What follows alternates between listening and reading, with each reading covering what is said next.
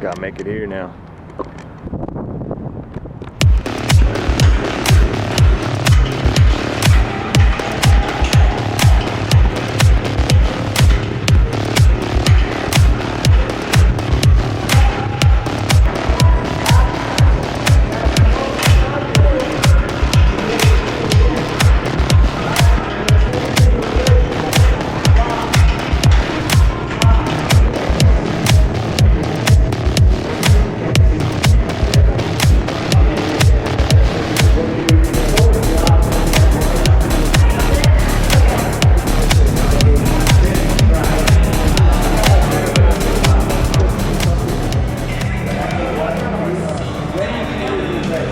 Hello everyone, welcome to Deport Entertainment. I'm here with Kiko Suarez. He's my UFC trainer, and we just done 50 minutes jiu-jitsu class. What was Muay it? Thai class. Muay Thai. Yeah. Muay Thai class, and yeah. So can you tell me more about like why you work here and how Right. do you enjoy what you're doing, helping people here? Absolutely, yeah. Well, Yeah. Thanks for giving me the chance to do this. Thanks to all the people that are watching. Yeah. So my background is, I have like two sides of me. One is kind of more the professional. This is a profession, but it's not as much as the other one. I've been an executive for many years. Right, I work for okay. large corporations. This part of me, the combat sports, I've done it on the side. I've always liked it. I fought when I was young. I'm going to be 54 on September 6th, so I'm already So an you old used to man, fight? a survivor. But what I like about this is I like to teach people how to do things. I've been coaching for many, many years. I've coached fighters here in Europe, in Latin America, always again as a side thing. And here, once UFC Gym opened, I said, why not? I could just be one of the coaches. So Right. I came here when they opened, and I'm the leading coach for striking technique. Right. Here I am. And actually, the first time that I came into the gym, after I got my membership, he was the first person that came to me while I was kicking the bag. He probably saw my technique. It probably wasn't horrible, so he came up to me, gave me some pointers on how to improve my technique. And yeah, he gave me his card. He said it says he's a striking coach, and no, he was very. At that point, I was like, "Who's this guy coming up to me?" I don't know. Turns out he's a very interesting guy. Thanks. He also has a TED Talk about wisdom. You told me about it on our personal when we were training. Yep. And I did watch it afterwards. It's really, really good, and it touches a lot of points that are very interesting. 8 dimensions, right? Yep. 8 dimensions to wisdom. Yep. Yeah. So I remember the first one is cognitive. And then there's intuition, Yep. timeness, There's ethical aspects to it, Ethical right? aspects. Balance. balance. Yeah. So the practical experience, Practical all that stuff. experience. So just to give you a little bit of background. So my doctoral degree, my PhD is in leadership and change, Okay. and so I decided to study wisdom as part of an approach to leadership. And we've been seeing for years now this trend to talk about data and data and data and data. And so I talk in my TED Talk about data is in the basement. But if you go up from data, you go to information. And one step up, you go to knowledge. And one step up, you go to wisdom. So wisdom is in the attic, the beautiful views, Wisdom.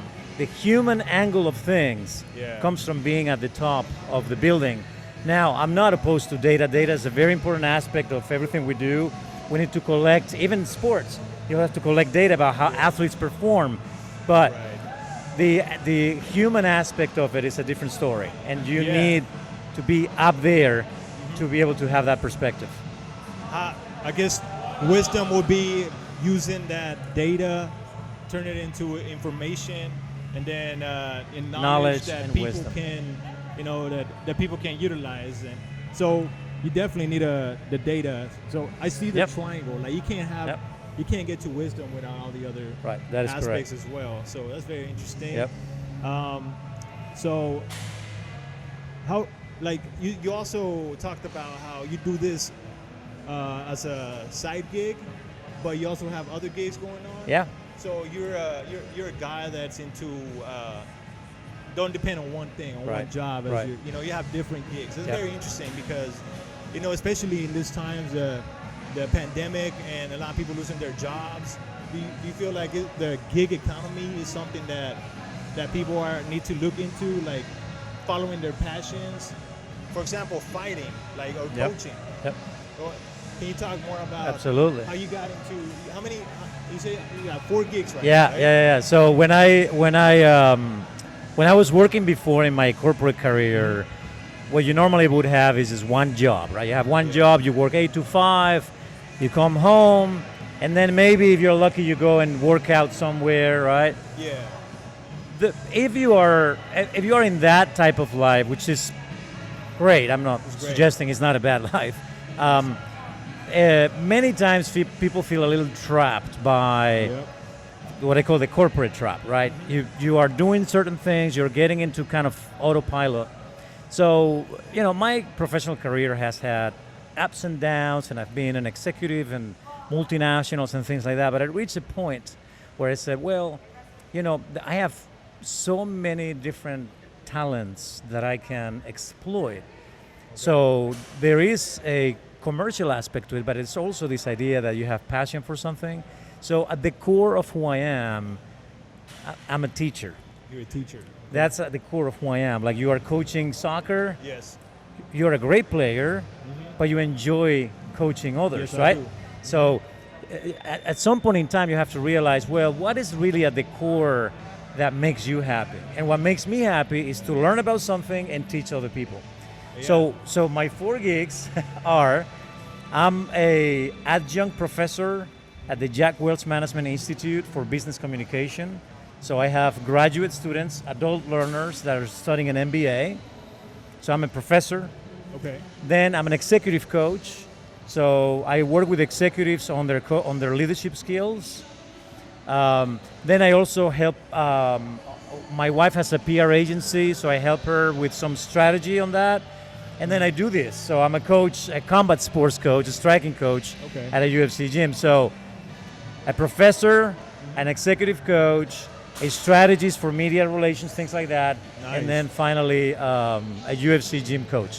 What's one way that people that are watching this, that what kind of tip or recommendation would you give them for them to start making that transition from a career path into that where they have like 4 different things that they love, or 5 different things that they love, or even 2, like they have 2 different. They're a coach. Yep. They also, like, maybe they have an Etsy company. Right. You know, there's different things. Like, how do you start to take that leap or that transition for Right. you, like from your experience? Yeah. That's a good point. And actually, one of the things that I do on that executive coach track, I help some people reinvent their lives that way because Okay. there's a lot of interest in it. Now, transitions are hard no Yes. matter what. But you have to have some sort of a vision or a roadmap. So what I ask people is, think about 3 potential scenarios. One scenario is you are like today, and I call it now plus.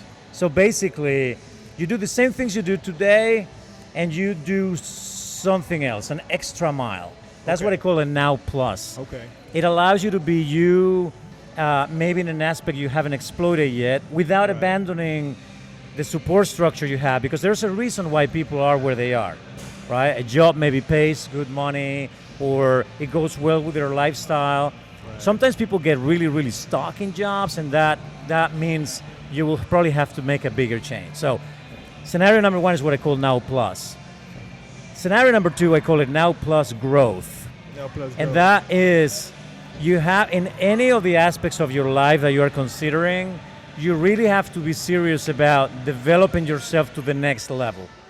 So, say you want to be a fighter. Well, you really have to develop all the skills to be a fighter. Okay. Say you want to be, I don't know, a programmer, or whatever it is that your profession is, but you're still here. You know that to make that leap, you have to really dedicate enough time to make that leap. So now plus growth has a big aspect of learning. Okay. And then there's another scenario that I put in front of people that I call Now Plus Big Change, which is what would be your ideal profession or your ideal scenario? If it's 2 or 3 things at the same time, think about them. Now, there is work to be done between now to Now Plus, to Now Plus Growth, to Now Plus Big Change, but you have to do the work to see them at least sometime. If you have them in front of you, you'll be able to start making moves towards those scenarios. And what I tell people is you have to choose one of them. If you are comfortable looking for a Now Plus, that's perfectly fine. It's like a promotion in your job. That's a Now Plus. Okay. But if what you're looking for is this kind of gig economy, like multiple talents apply to things, in any of those, Now Plus or Now Plus Growth, you have to start very small in whatever aspect, whatever gig it is, and be very patient. Very patient. The people, I mean, you could actually hit a gold mine sometime, I don't know, but it's difficult. Is it like when they say like start by serving one person? That is correct. Or start by doing something at a local level? Yes. Which and a you lot and I of people talked want about, to like think big right away, Right. like serve 1,000 people food. Yeah. The trick to this, I mean, this is a great conversation to have. So you and I talk about communities and how important it is these days to start businesses that start very local. Yes. So people get to know you, because in any business you need relationships.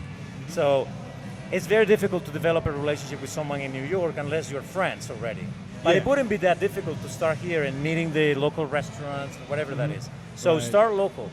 But then when you design the business, whatever business it is, people talk about scalable. Scalable businesses are scalable is things that you can do repeatedly at small scale, but then it doesn't cost you a lot more to serve 2 or 3 or 20 or 100. Right. So, but you have to serve that one well. So if you do a podcast, right? Yeah.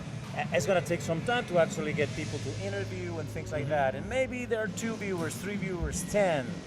But gradually you're going to start developing the mechanics of your podcast Yes. and the viewership. So all of that will come together. And if you're patient, you're going to end up finding your way through that, if that is your passion. Yeah, and also, for example, a teacher, you can teach one kid, or you can teach 10 kids in one classroom, or you can create a course that you can reach 100 people, 200 people. You know, you scale it. You look for ways. You know, we have all this technology that we can use. Exactly. You know, so yeah, I agree. Like, I like the fact that you said growth plus one. Yeah. Because it's kind of like you look at your job or what you do, your career, and that's that.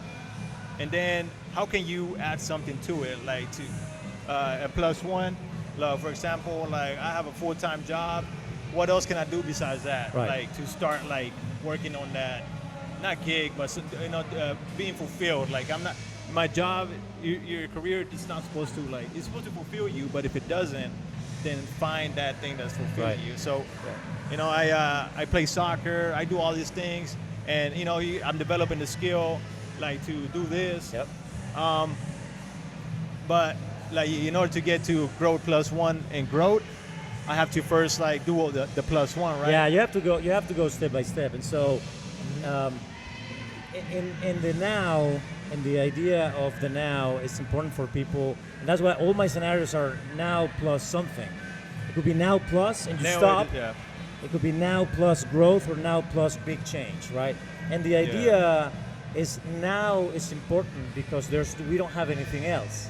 Right. We have what we have. This is the now, right? So we're doing this interview now. This is what we have. This is the present. Right. I don't know what's out there. I don't know what's expecting me. Right. I can try to predict, but it's impossible. You have to live the present. The now is what you have. So the minimum essential is now plus. That's the minimum essential. You have to do something more every time. You have to get better at what you do and what you have.